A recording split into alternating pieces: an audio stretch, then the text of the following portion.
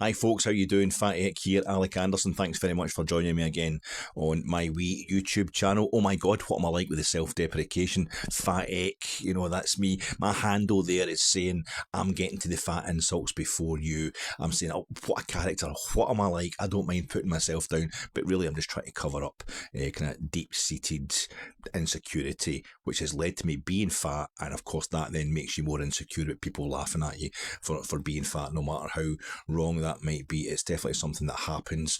So when I call myself Fat Eck, it's really a way of saying, yeah, I know I'm baldy, specky, old, and morbidly obese, but please don't insult me. I'll date. If you're going to let me date first, so there's a lot to be read into that. And my wee channel, there's no ambition here. I'm not trying to get an extra 2,000 or 3,000 followers every week so I can get sponsorship and then I can eventually buy the Rangers Review and Jersey and Heart in Hand and just basically own all of Scottish sports media until the whole world has got to listen to my verbose rantings about the European Cup, Winners' Cup, week after week after week. I'm no after that kind of domination, and if I was, I'd have to do better than putting out the 2 or 3 videos every month that I'm managing so far. Big part of that, technology. My lack of understanding of phones and cameras and audio equipment, no matter how much Frankie at Jersnet tries to help me out. There's only so much you can help out an old idiot like me. Again, the self-deprecation, what am I like? I'm just a character. I've found that this last few times, even when I'm doing stuff for Jersnet, I've been trying to record stuff and it starts getting out of sync. And if you're unfortunate enough to watch my videos as well as listen to them, again with the self-deprecation, because who would want to watch a face like this, blah blah blah. There's lots of visual humour in my pods though. Yeah, the visual humour is your face, you fat old. You know what I'm saying. But it's getting a bit annoying, and I don't want to keep doing that to people. So I'm trying to sort this out. This is a bit of a test video. Technology. Yep, technology. That's Mark Lawrenson used to say that. I used to be what Mark Lawrenson would say every time there was a poor decision by a referee. Technology. We need technology. Never really specified what it meant. I mean, he's obviously read a lot of Martin Heidegger, so he's probably thinking of the wheel, just a hammer, carving a bit of wood. That's all technology, technically speaking. But I don't think that's what Mark Lawrenson meant. He meant VAR, which ironically is now what lazy pundits like Mark Lawrenson just shout at. VAR. I mean, VAR, that's the problem here, isn't it? No, for me. For me, it's just getting a phone to record my fat face and my voice and then put it back out at the same time for the enjoyment of you folks out there. Well, for the passing interest of you folks out there, enjoyment. Again, that's getting away from the self-deprecating brand that I'm doing here. That's not my USP, so got to keep putting myself down. But it reminded me because the coincidence is Scotland are playing Georgia last night. This is Friday the 17th of November. Last night would be Thursday the 16th in most places. Scotland were away to Georgia, playing in Tbilisi. Only third time Scotland have ever played there. I looked this up. I looked to see if we'd played the Soviet Union, perhaps, in Tbilisi when Georgia was no more, or was no more than a Soviet Socialist Republic back in them days. But no, we didn't. I don't think we actually played the USSR in the USSR while it was the USSR. Not that I can find anyway. So for obvious reasons, I would imagine, and not wanting the chance we might not get back out. And that's funny how no matter the people in power, it's just about Russian imperialism and Russian expansionism. The Georgians also subject to that still these days, but Ossetia and all that kind of stuff. I'm rambling, but the whole point is, I was worried maybe Scotland had played, the Soviet Union in Georgia, but no, that's the first time we've ever scored a goal. Never mind the 2 goals we eventually got last night in Tbilisi, the capital, in Georgia at all. And it's the first time in our third attempt that we've got anything other than a doing. Lost the last 2 times we went there, also in European Championship qualifiers. Part of those, the last 2 times is part of those campaigns that aren't the best campaigns we had in that 20-year period, best qualifying campaigns we had in that kind of 23 years it was altogether, because of the COVID delay in Euro 2020 by a year between finals appearances for Scotland, because England beat us in the Euro 2000 playoffs, and the Dutch gave us a bit of a leathering in playoffs as well in the early days of that abysmal run. But towards the back end of it, or the middle of it, if you like, Euro 2008, qualifiers, Alec McLeish, remember, we beat France home and away. We're beating Ukraine and Georgia at Hampden. And then we went over to Georgia and we get beat. It's like we can beat France home and away, but we can't beat Georgia. We can't even get a draw off them. Euro 2016, Gordon Strachan's in charge, but taking it right down to the wire, but only technically by the time we got to that last game against Gibraltar and the Algarve and Faro. We same group as Germany, the Republic of Ireland, Poland. We got a draw in Dublin. We certainly beat the Republic of Ireland at Celtic Park in the home game, because I was at that one, in the main stand at Parkhead for the first time since I was that Glasgow Cup final in the mid-80s in the Rangers section of the in 1987 it was, in the Rangers section of the main. That's another story, but yeah, that was quite a night, that quite interesting for all sorts of reasons. The Germans beat us both games, but it was only by the odd goal. Poland 2 each draw over there, a 2 each draw at Hampden, but we went to Georgia and get beat. We just couldn't do it. And it summed up for me, our defeats in Georgia summed up for me the fact that Scotland could do the big stuff. Could draw home and away with Poland even, that's quite impressive. We could, beat France home and away, but we'd muck it up against, it was the common sense thing, the thing you're supposed to do. It should be the low-hanging fruit, getting a win in Georgia. That's really what you should be doing, just to be as good as you can be. But no, we never could. So it's actually quite cathartic last night to go there, having already qualified, and then getting a draw. Lauren Shankland, last minute equaliser. So that's given Rangers social media something to chew on, because we should have signed him earlier, or we must sign him in January, the same as Lewis Ferguson. When he was at Aberdeen, he was just a clogger and a bad team just because they'd beat us in that League Cup semi-final when we didn't have a striker. Didn't mean he was a good player. It's only because of his family connections, because his dad and his uncle that were trying to get him in. It'd be a terrible signing. Now he's in Serie A, captain in Bologna, who've never reached a European final. Rangers have been in 5. But now he's absolutely fantastic, and it's an absolute embarrassment for the Rangers recruitment policy that we just let him go from right under our nose. So that's the kind of, it just breaks down, becomes pretty polarised pretty quickly. Any discussion point, it usually ends up being a shouting point when it comes to Rangers social media. So I'm quite happy to be here tonight, just talking complete geek, to test out my phone and see if it works, see if it's working. Yeah, the phone no working when Scotland are playing Georgia away from home reminded me of the reverse fixture, which I've done a wee video about. Scotland played Georgia at Hampden back in June of this year. It was the last game. I think I was barring a really late Junior Cup final. I can't really remember.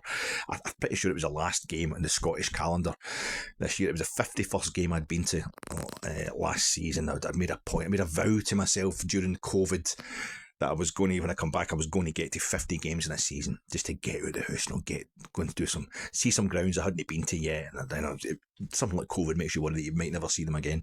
So I was going to seize Carpe the Diem, but I only got to 48 games the first season after COVID, because there was a little COVID come back, and it took away 2 of the 4 games of Euro 2020 that I was supposed to see at Hampden. I had tickets for all 4 of them, but because there was restrictions in the crowds,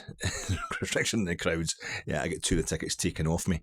So yeah, I ended up with 48 games. And I've done a wee video. I've did a video. It's on this channel earlier on, but the night I went to see Scotland playing Georgia at Hampden. The second time I've seen us playing them at Hampden. The third time I've seen us playing Georgia overall. We played them at Ibrox the first game after the Indy referendum. Pretty sure it was the first Scotland game, certainly the first Scotland game at home after the Indy referendum. And I remember I went to the away corner, between the Broomlin and the Govan. There was no Georgia fans at that game at all. If they were in the main stand. But I deliberately got myself a ticket for that little corner section, just to feel what it was like, just for a wee kind of... That's kind of symbolic about the fact that Rangers fans might sometimes feel that they're not really welcome at Scotland games. But here we were at Ibrox, and I went to the away section, and that was October 2014, I think. And I remember at the back of the Copeland, of all places, somebody, maybe 2 or 3 folk at tops, started singing, "One Alex Salmond, there's only one," and it just died a death. So the idea, if you go to see Scotland, that it's some sort of nationalist party, it's some sort of kind of SNP celebration, although Alex Salmond's hardly celebrating the SNP these days, it's just complete completely bogus. People do manage to keep the politics away from the football. Not the inter-club politics, but at Scotland games, the party politics certainly part for the most part. But yeah, the last time I went to see Georgia at Hampden was the day my phone got absolutely soaked. The torrential rain that had the game held up for about 90 minutes, and I got so wet that my phone drowned. It died on me, and that's why I've got the phone that I've got now, which now isn't working either when it comes to shooting the old videos. So Scotland, Georgia for the second time this year is kind of announcing my excuses for not doing more videos in this wee channel of mine. But I was reminded of something else. Nobody able to cope with phones, not knowing what I'm doing, not able to resolve these problems straight away, just makes me feel old. And it reminded me of something else that happened, an anecdote I might have missed from that fascinating video I've got up on this wee channel about the game in June. Something else that happened that night, and it made me feel every second of my 54 years, or 53 as it was at that point. And I was driving down Cathcart Road, or just at that point, so heading down south. I just come over the Kingston Bridge, and I was just heading down, just past the Greek Thompson church building that's kind of shell of the building, just by the Gorbals. And all the roads kind of converging each other, and it was nose to tail. The traffic was nose to tail. It's like I'm in the car. I'm not getting a bevy on and staggering on down to Hampden, all that kind of stuff. So I was already feeling a bit old. I might actually have had sandwiches on me. I don't know for sure, but I'm pretty sure I might have had sandwiches with me as well. The rain hadn't started yet. I know the punters are doing they're heading down to the game with their kilts and what have you, and I'm in the car and it's nose to tail, and you have to start, stop, foot constantly on the pedals. And I was listening to Radio Scotland, and I couldn't. Sports Sound, 2012 has killed something. I keep trying to hold the hand out. I don't like to write anything off. I used to love Sports Sound, and then everything that happened in 2012 between Rangers and BBC Scotland, and not all of it was bad. BBC Scotland did try to warn us at times of what Craig White was like, but anyway, that's a different story. But there's been a big fallout between us, and although it's been officially repaired, there's been apologies between Rangers and the BBC Scotland, and everything's patched up officially. I think emotionally between the fans and that particular section of the corporation, it's kind of dead. Hopefully not actually. Hopefully, a bit like a lot of people have said about Rangers, it's actually dead. No, and I'm hoping, no, it's not really. There's plenty of life in it yet. We can probably revive it, but nah, I find it, I try to listen to Sports Sound sometimes, and I thought a Scotland game is going to be harmless enough, but no, it was getting my nerves. So I'm padding away at the FM radio controls without looking at them, because I'm keeping my eyes on the road. And I eventually get some music comes on, and I'm thinking that's far too young for me, but it's pretty cool. I'm quite enjoying this. It must be Radio 1. It was, first of all, I'm saying to myself, oh, that sounds a bit like Lily Allen. Again, not totally. My idea of what constitutes young, totally giving me away, making me sound older than anything else I might say. I might think to myself, but it's not going to be Lily Allen. That's a bang up to date tune. That's a properly young lassie that's singing, just kind of rapping about stuff. See, that kind of almost kind of mockney accent, kind of estuary. You think it's a wee posh lassie who's trying to kid on. She's down. You get to my age, you've heard of this kind of stuff before. And I thought, but fair enough. It's a great wee tune. And it's quite fun. And to me, it sounded like she was talking about texting her boyfriend for the train. I thought, that's quite good. And if I'm feeling it, this is Radio 1. It's a while since I've listened to Radio 1. The last time I listened to Radio 1 must have been Mark and Lart, when they did the breakfast show. Mark Riley and Mark Radcliffe, who, when they did their evening show, before that was peak Radio 1. That was it. I listened to that religiously of an evening. And then they moved to the breakfast show. I don't know if it was Chris Moyles they replaced, or Chris Moyles come in to replace them, but he's like the death of taste. He's just awful. Chris Moyles. And so when Mark and Larden in there, it was a laugh. They're doing already, that slot was far too young for them, so having them in it was great fun. Listen to that, and it's not like when they stopped, when they handed over to whoever they handed over, it wasn't like you wake up the next day and you think, I was young yesterday and today I am old, therefore I will move on. But yeah, I realised that's the last time I listened to Radio 1, consistently. I only kind of come across it by accident after then. And I realised all through the kind of 2010s, 2010s, I was listening to Radio 4. Like documentaries, news programmes, debate stuff, plays, poetry, stuff like that. I'm like, into Radio 4 all of a sudden. And then in the 2020s, this decade, I'm like, I don't listen to Radio 4 anymore, and I want to. Why don't I listen to it? Because of this, because of podcasting, because technology has got everybody doing their podcast. That's why I think the world's become one big echo chamber for itself. Everybody's getting so polarised in their opinions about everything but it's idiots like me doing podcasts, and that's what I now listen to. So yeah, it was really refreshing to know that I still had it in me. There's a bit of life in the old dog yet. I was thinking to myself, I'm getting down to a banging, up-to-date tune on Radio 1, and I'm not even pretending to. It's actually quite a good wee tune. I'm quite enjoying this. And it was Sarah Cox that was DJing. I'm thinking, Sarah Cox? I mean, the lads and ladettes movement from the 1990s was pretty toxic, pretty horrendous, as part of Britpop. It wasn't a movement, it's just a kind of London media creation. All pretty awful, but it reminded me at least of my 20s. And I'm thinking, Sarah Cox, and she was younger than me then, so that's just, this is great. I've still got it. She's still doing the radio and stuff. This bang up to date tune that I'm really enjoying. And then Sarah Cox comes in and says, that was such and such from 2007. And you're listening to BBC Radio 2. It's just, I mean, I was about to get drowned anyway. The rain was going to come on in epic proportions. I was going to almost get drowned, but I was already dead by that point. I'd put a boot to the absolute, the scrotal droopage is in there at my age as well. The low-hanging fruits took a proper blow with that little announcement. Not only, I knew I was old, but not only am I too old for Radio 1, I'm too old for Radio 2 as well. This tune was like 2007. Do you know what I mean? It's like 16 years old. I was thinking, and I still hadn't heard of it. At first I was thinking, is that Billie Eilish? It's no, can't be Lily Allen. Billie Eilish, because she's a girl. I remember thinking she was a bloke, but it turns out she's a girl. And I've no idea. I still couldn't tell you a single Billie Eilish tune. I wouldn't recognise one. If she even does tunes, I just know it's a girl. And I just know this by accident, because any time I accidentally flick on something young on the telly and it goes straight off again. But I've managed to pick that up. And it wasn't.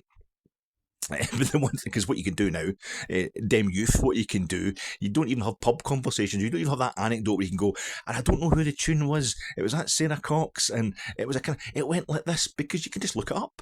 I'm like, Scotland against Georgia, Euro 2024 qualifying, there was a whole Wikipedia page, it was the 20th of June. 20th of June was the game. You get match reports and everything obviously coming up on your phone. BBC Radio 2 schedule 20th June 2023. There's everything that was on radio that day. It's Sarah Cox's half hour. She has a half hour at the end of her kind of drive time programme. And that's deliberately banging tunes, and you can look up the actual tune she played. Just click on the button and there it is. That's all the tune she played. It's somebody called MIA. It's an artist called MIA, and the song's Paper Planes, and it's nothing to do with boyfriends and stuff like that. It's actually quite a important, vital message about how immigrants are treated when they arrive in Britain or the US or whatever. It's actually really quite, a deep political message, and I'm the old man. It's some wee lassie texting her boyfriend. I mean, talk about Sarah Cox. Sarah Cox now, to me, what Jimmy Young was to my mum and dad. So that was a pretty low moment for me. But at least I've found a nice wee tune, that MIA. So that's me. I'm just getting into stuff from 16 years ago, and some of it's all right. I'm ancient, my partner's even worse, and I think my phone's catching up with me. So I'm going to see if I can post this wee video, and if my lips are still moving at the same time as the sound coming out of them, number one, well done you for having the guts to watch my fat face on this video. And number two, that means there's going to be more of them. So cross your fingers that it's still out of sync. Thanks, folks.